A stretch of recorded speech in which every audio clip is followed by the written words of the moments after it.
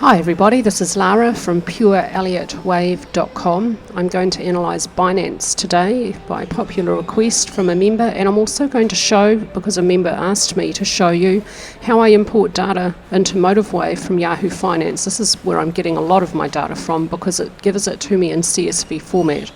So I've found Binance coin data, I've chosen my date range that I need, apply, download, so it's in my downloads folder. Okay, let's go over to MotiveWave.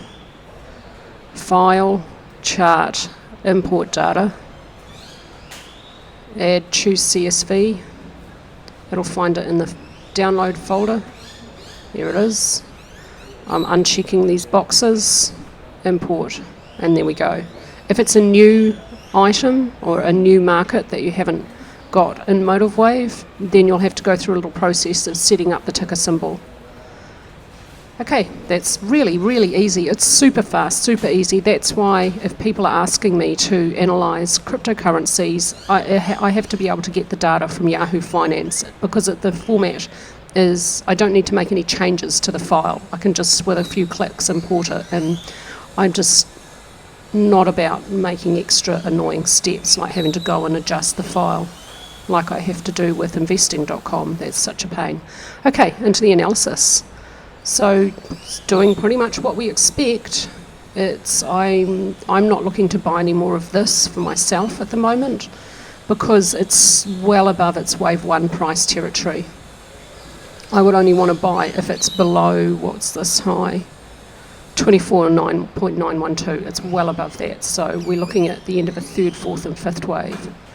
So I wonder, yeah, I think this fourth wave is over, although it's a lot more brief than the second wave. The second wave was 38 weeks. The fourth wave, 2 weeks. That is a lot. That is too brief, isn't it? I can't see a triangle here. I'm just wondering if the fourth wave is continuing. I'm going to do an alternate for that. That would have better proportion to its counterpart second wave, which was 38 weeks. So I've created an alternate. And I'm going to have a look at the possibility that intermediate 4 is not over. It's continuing. It could be a triangle, it could be a combination, it could be a zigzag. What is this subdivide as? 1, 2, 3, 4, 5, 6. Well, it could be 7, 8, 9. That could be an impulse. So intermediate 4 could be a zigzag. What was intermediate 2 though? We should be looking for alternation. Oh, intermediate 2 looks like a zigzag. Let's just pop some labels in there.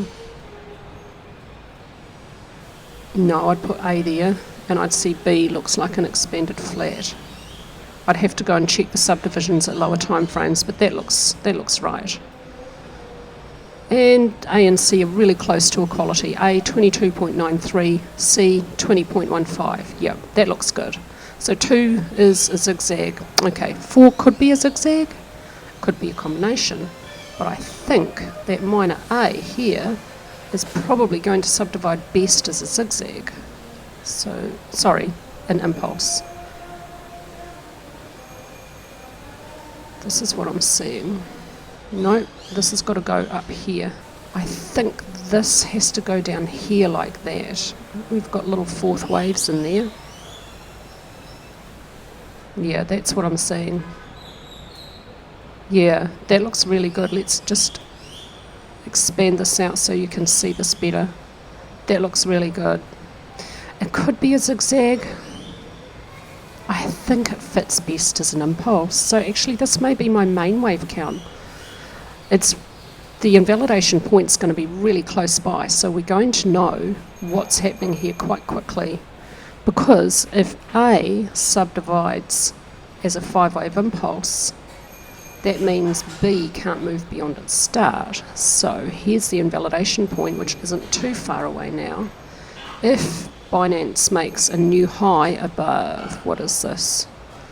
690.93195, then this wave count is invalid and a more bullish wave count would then be indicated. So that price point that differentiates the two Elliott wave counts isn't too far away, so we would have clarity quite quickly if this is wrong. The rule regarding B waves within zigzags is exactly the same as the rule regarding second waves within impulses and diagonals. Wave 2 of an impulse or diagonal may not move beyond the start of 1. Wave B of a zigzag may not move beyond the start of A. And those rules are absolute. That's one of the things I like about Elliott wave. You know when the rule is broken, and you have to discard the wave count. I don't fudge the rules ever. Broken is any amount at any time frame, so a fraction of a cent on a tick chart is enough to break the rule. You know exactly when the rule's broken. I like that. It gives us some clarity. Even if you're working with alternate wave counts, as you always should work with alternate wave counts for Elliott wave, even if you're doing that, you're still going to have clarity. When one is invalid, then you move to the next most likely scenario. Is there an overlap here? I think maybe in minor B, yeah, there is. Minor B is not a single zigzag. I think it looks like a multiple zigzag.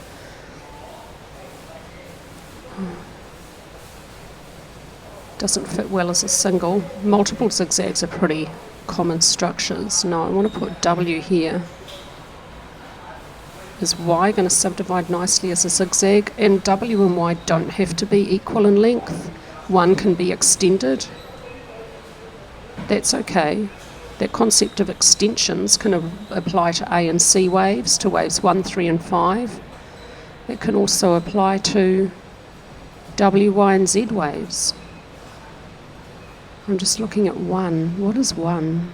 Subminuet 1 here. Is this a leading diagonal? I don't think that's going to work. No, because the third wave is, yeah, the shortest. So I think maybe 2 is an expanded flat, and that actually looks pretty good. Yep, that's fine. And then 3 and 4 and 5 looks really good. And my minuet B here looks like a zigzag. No, I want to put this down here. And then subminuet A looks like an impulse. But I want to put this here. Actually, that could be a triangle. No, I think it has to end there. That's probably a combination. Micro 4. W, X, Y, zigzag, X, expanded flat. I don't want to put the labels on because it's just going to get too crowded in there. And I'm pretty sure we're easily going to fit an impulse in here. Yeah. It doesn't have perfect proportion, actually, but no, I want 2 as an expanded flat. Yeah, that's okay.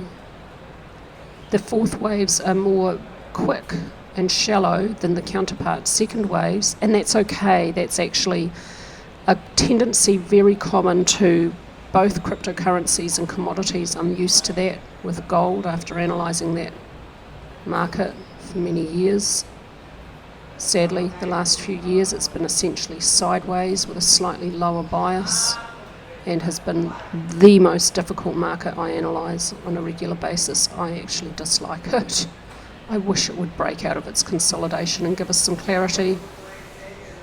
It's such a tough market at the moment.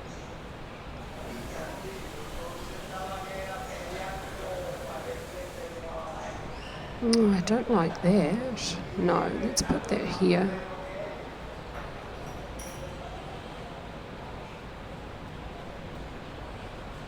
Crikey, quite a few overlapping first and second waves here. Okay, so that's a pretty tough conclusion. So we've got 1, 2, 3, 4 overlapping first and second waves, so winding up for the middle of a third wave down. The conclusion, if this is the correct wave count, the conclusion is an increase in momentum to the downside. But what if it was over here? Let's see, can this intermediate force subdivide as a single or multiple zigzag? If it's over at this low, it's so obviously it can't be a flat. It's obviously not a triangle. But multiple zigzags can look very much like impulses.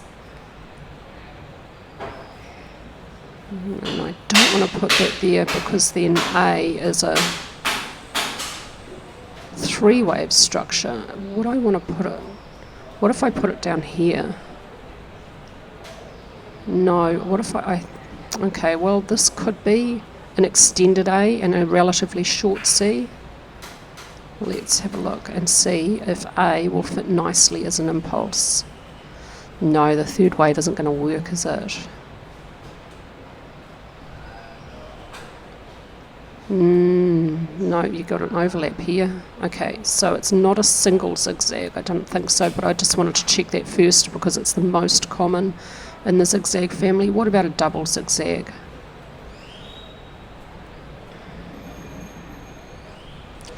No, I want to put the A there. That's better. Okay. Oh, actually, this might actually fit. So if I put A here, long A, long extended A, this is actually going to look quite good if I put this here and this here. Yeah. Not ideal, not perfect, not as good as looking at it as an impulse, but that actually works. The third wave, you'll note, from this high to this low, minuet 3, does look a bit like a 3. There could have been a brief shallow fourth wave in here at lower time frames, and I don't have, Yahoo Finance doesn't give me data any lower than daily, so I can't look at it at an hourly chart level. That's okay. Sometimes you get a little bit too mired down in detail.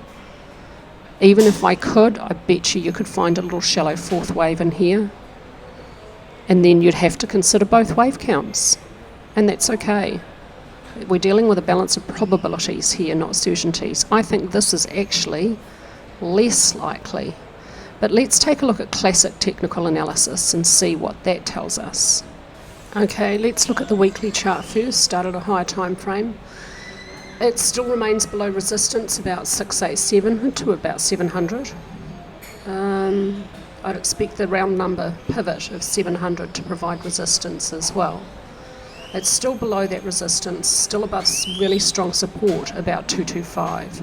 What's really interesting is volume is so low during this overall upward movement, and there's these deep pullbacks. The problem with that, though, is sometimes cryptocurrencies early on in a new trend can exhibit weak and light volume, but this really is particularly weak and light. So that does support the view that this could actually be a B wave. There should be something off or wrong about B waves. They should exhibit, usually, not always, but usually weak volume and declining ATR. What's ATR doing as price moves higher? It is showing a little bit of an increase as price is rising up here, so that doesn't support the view of a B wave. Both of those wave counts are possible, but I'm leaning toward the idea that this upward movement is a B wave and we're going to see wave C move below here. On balance volume, watch this one really carefully because this is such a strong, technically significant range on the weekly chart. Resistance with the yellow line, support with the purple line. It's so tightly constrained. If we see a breakout from this upward, I'd be very bullish for Binance. Downward, again, I'd support the view that we're going to see those lows tested. RSI is in neutral territory, plenty of room for price to rise or fall. No clear trend from ADX at the weekly chart level, and stochastics neutral. What about the daily chart? Good support about 520, resistance again above about 700. It's pretty much constrained. But what does ADX say? It says there's a downward trend. So from this high, we've got a series of lower lows and a series of lower highs. At this time frame, at the daily chart level, there is a downward trend. The short-term volume profile is bearish. We have stronger downward sessions pushing price lower and lighter and weaker volume on upward sessions. So at least for the short to mid-term, I would expect more downward movement from Binance. And that supports that Elliott wave count that expects it's a zigzag for a fourth wave to move lower. Another fairly technically significant range. This one has a stronger slope though. A stronger slope reduces the technical significance of a trend line. But this resistance line is tested and now a fifth time. So there's some reasonable technical significance. It's also long held. And so if we got a break above resistance there, that would be bullish, and I would expect the pullback is over. A break below support would support that preferred Elliott wave count that sees wave B continuing lower. RSI is in neutral territory. The downward trend's got plenty of room to continue, as is stochastics, but When the market is trending according to ADX, we use RSI, not stochastics. That's here on this chart for use when the market is consolidating.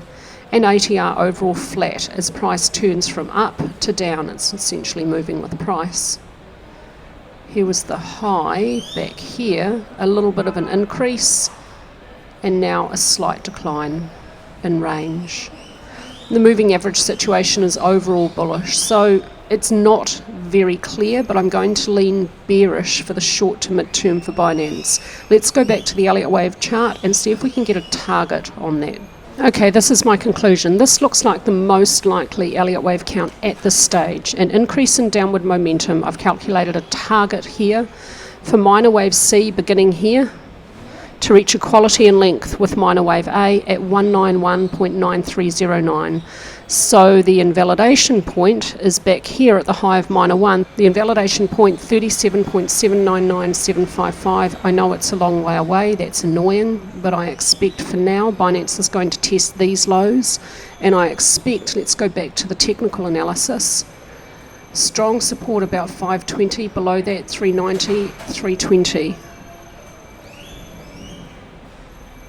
On the way down. So look for these support areas to initiate bounces along the way down. It won't move in a straight line. That's not how markets move. That's the end of my Binance analysis for you today. Thank you so much for watching. And again, as always, thank you so much to the support from my membership and from all the subscribers on the YouTube channel. I really appreciate your engagement. And I hope everyone's looking forward to an awesome Christmas.